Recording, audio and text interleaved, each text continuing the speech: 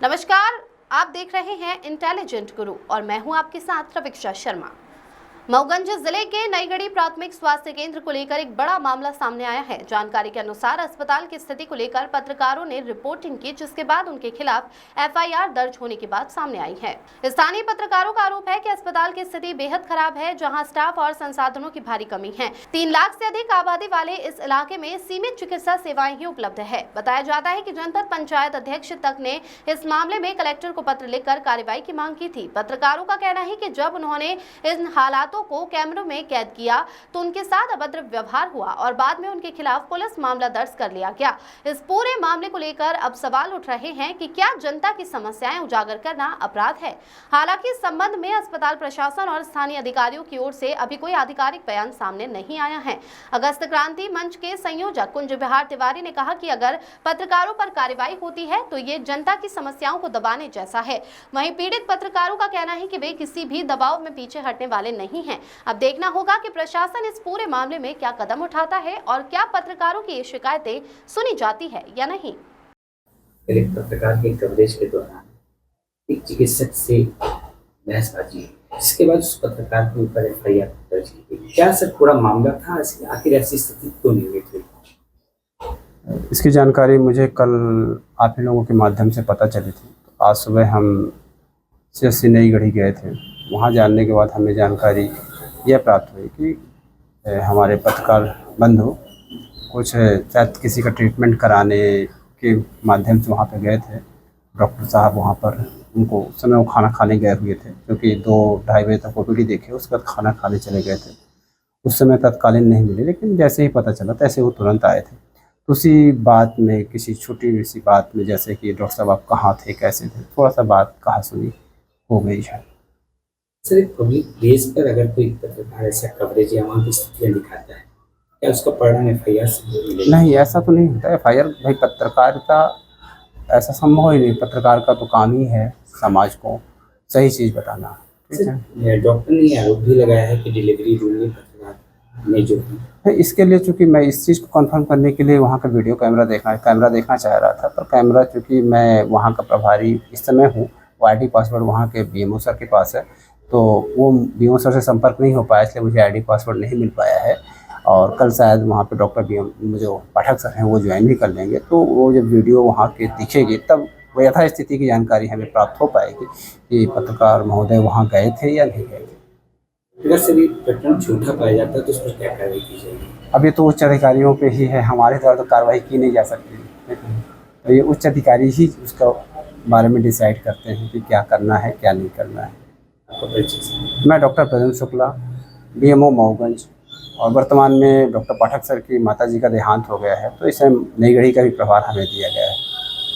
नईगढ़ी के सामुदायिक स्वास्थ्य केंद्र में पत्रकार द्वारा कवरेज किया गया, लेकिन उसमें इतना जो डॉक्टर के जो है अभद्रता के साथ पेश किया गया और साथ ही साथ नईगढ़ी थाने में एफआईआर भी दर्ज की गई। क्या पब्लिक प्लेस पर कवरेज करना का प्रोटोकॉल नहीं है? ये आपके प्रश्न का उत्तर मैं नहीं दे सकता कि क्या आपके अधिकार हैं क्या नहीं है, ये आपको बेहतर मालूम होगा। जहाँ तक एफआईआर का प्रकरण है, डॉक्टर द्वारा जब रिपोर्ट की गई थी उसकी तरफ से एफआईआर लिखी गई है।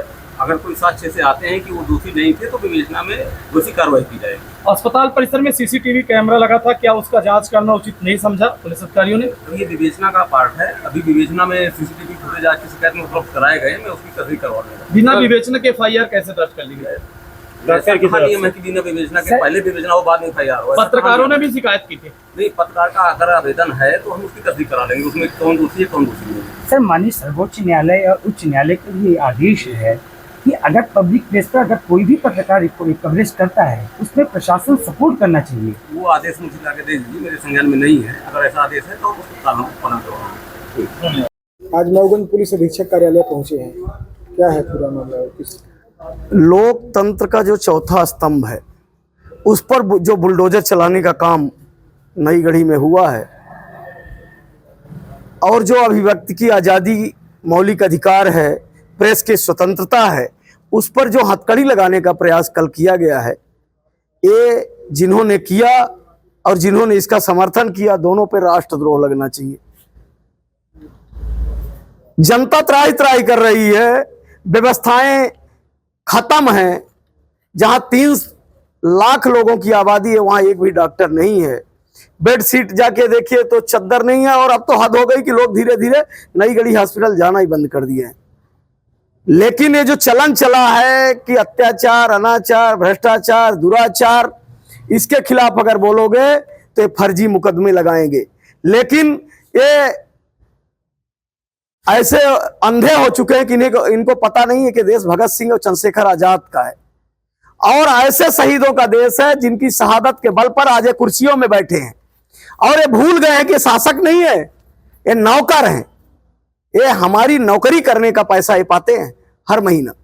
लेकिन दुर्भाग्य है, और ये जो वायरस फैल रहा है ना, आज कुछ लोग फंस रहे हैं तो जो चुपचाप बैठ रहे हैं उनको देखिएगा वो भी इस वायरस में फंसेंगे। आज हमारी तो कल तेरी बारी है। धरती गोल है, और ये धरती गोल है तो इसके चक्कर में फंसेगा सब।